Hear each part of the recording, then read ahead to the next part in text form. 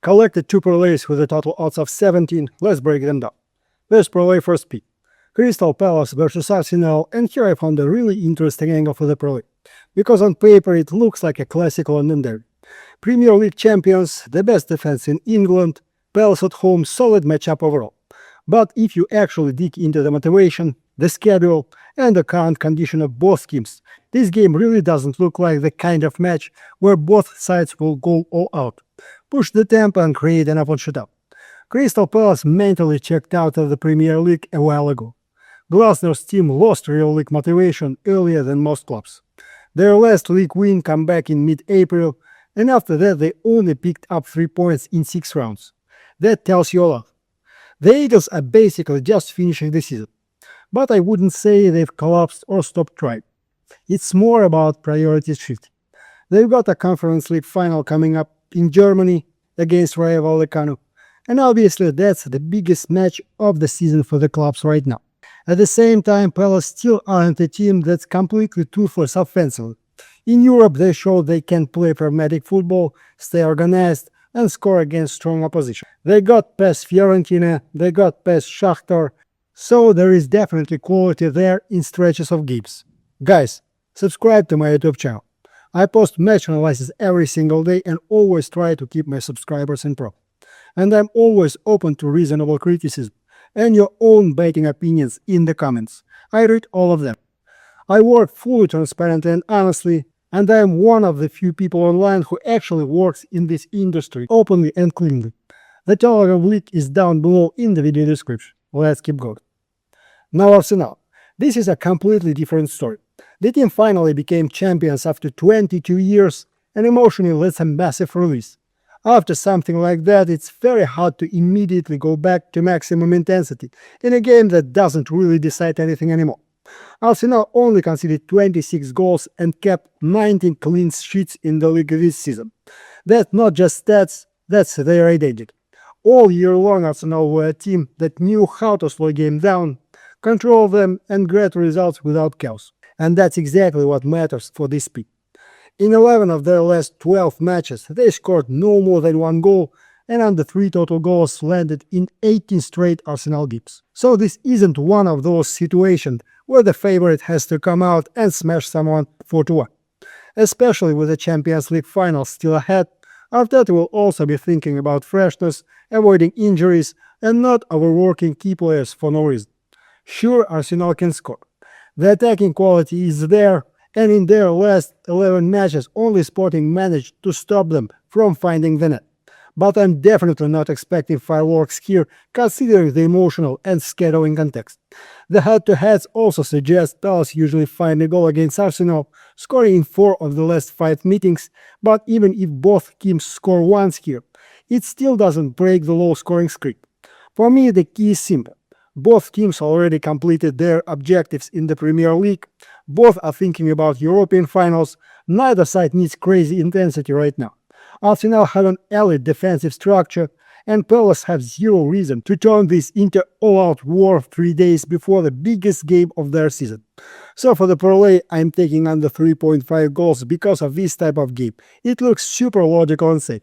And for the crazy odds parlay, you can take more risk with under 2.5 at 2.2 odds. First parlay, second pick. Liverpool versus Brentford, and here I found another really interesting bet, because at first glance it looks like Liverpool already settled everything. Champions League basically secured, disappointing season overall, motivation supposedly low. But if you look deeper, this match at Anfield will actually be extremely emotional and far from meaningless. First of all, it's the final home game of the season. Secondly, the club is saying goodbye to legends, Robertson and Salah. And in England, those kind of stories matter massively both for the dressing room and the fans. I honestly think Liverpool will play this match more for the atmosphere, the supporters, and the emotional farewell than for the league table itself. And after a season like this, Arne Slot definitely doesn't want to go into summer after a home defeat. Because honestly, the season has been weird. Huge money spent, unbelievable squad assembled, yet already 20 losses. The worst record in club history. That's a massive hit to the club's reputation. But despite all that, they are still almost back in the Champions League, so they can at least soften the ending with a strong home performance. Most importantly, Liverpool are still extremely dangerous at home, especially offensively. They smashed strong opponents 4 goals all season. 4 against Newcastle, 5 against West Ham, 4 against Galatasaray, 3 against Crystal Palace, 3 against Brighton. When Anfield is emotionally charged and there is space to attack, this team can create absolute chaos in the final third. Yes, defensively they far from perfect, and that matters here too, because Liverpool no longer look like a machine that calmly close games to 1-0.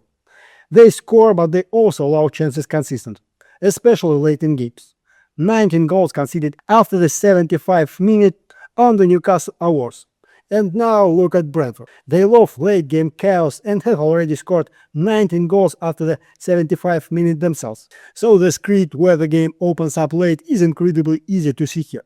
As for Brentford themselves, many people expected them to collapse after Thomas Frank left, but Kane Andrews genuinely surprised everyone.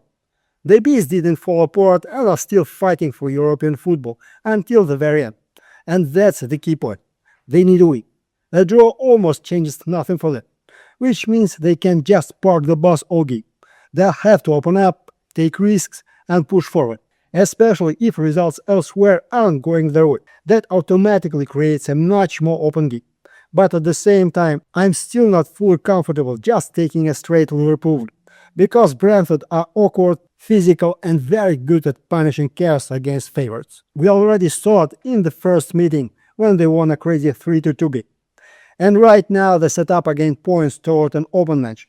One team driven by emotional and farewell energy, the other chasing a last European dream.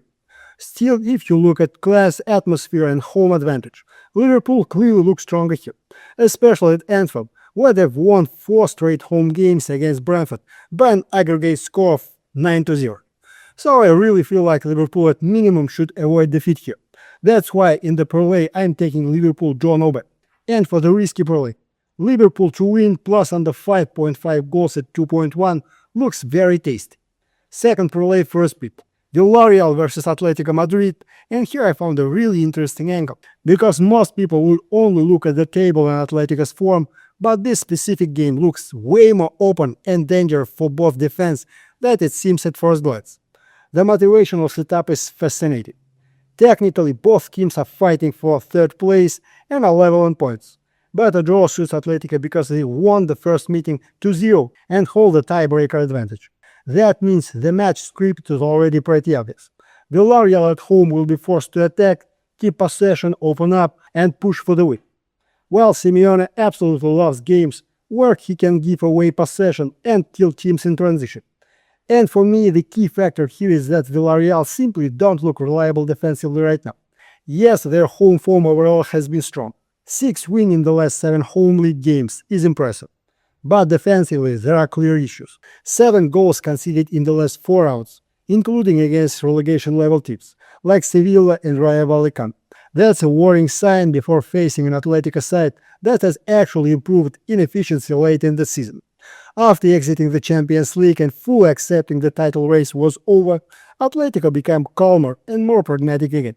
Simeone tightened the defense, mistakes decreased, and they won 4 of the last 5 games. But offensively, they still have a dangerous attack, especially in transition.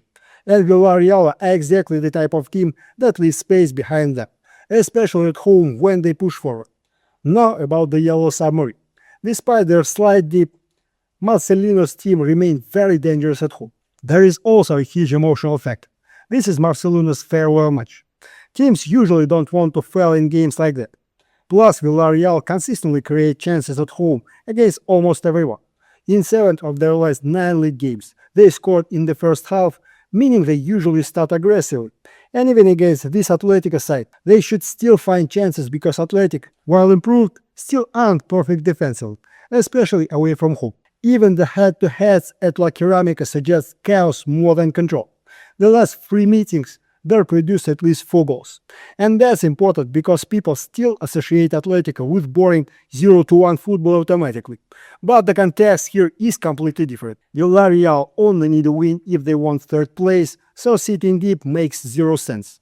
The longer the game stays level, the more hosts will open up. And that's exactly what Simeone loves. I wouldn't even be surprised if both teams scored early and the game exploded afterward. But for the main pick, I like the Villarreal team total over 1 the most.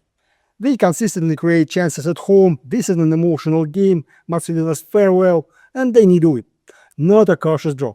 Even if Atletico eventually win, Villarreal will still have to keep attacking. And for the risky parlay, 1-2 plus both teams to score at 2 looks incredibly tasty. Second parlay and second pick.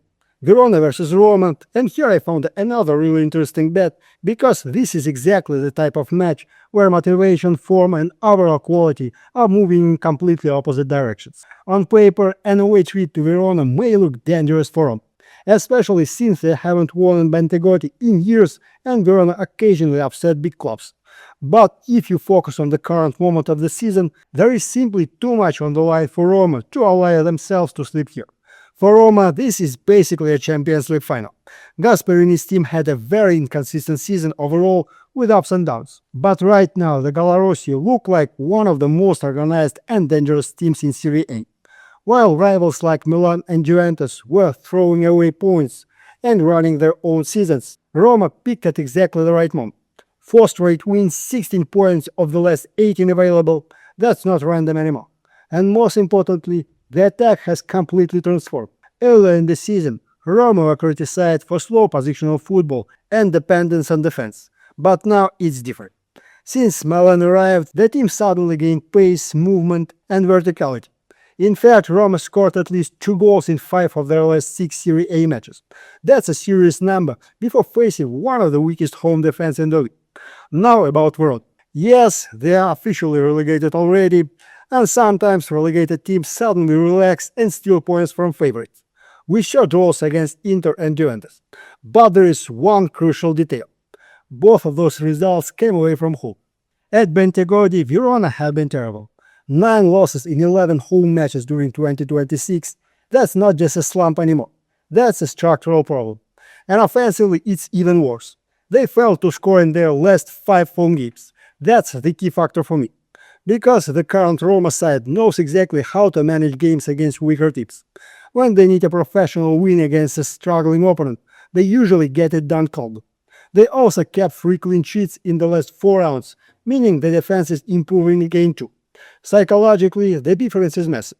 Verona already relegated and simply finishing the season, while Roma are playing for a Champions League place. Sure, Bentegodi sometimes produces ugly physical matches with red cards and chaos, but based on form and squad quality, the difference between these teams is huge right now. So in the parlay, I'm taking Roma to win plus under 5.5 goals. Roma away from home usually stop at around 2 goals. Exactly 2 goals scored in 5 of their last 9 away Serie A matches. I see something like 0-2 or 0-1 perfectly.